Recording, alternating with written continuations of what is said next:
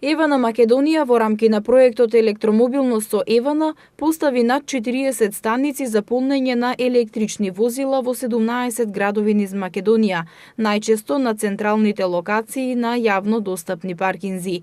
Од нив 21 станица се поставени во Скопје, каде има и станици поставени во рамки на фреквентни бизнис објекти, како хотели, ресторани и шопинг центри. Секој заинтересиран сопственик на електрично возило може да ја користи мрежата на електрични полначи на Евана Македонија. За да може да го направи тоа, неопходно е да се пријави во компанијата и да добие електронска картичка со која се активира полнењето.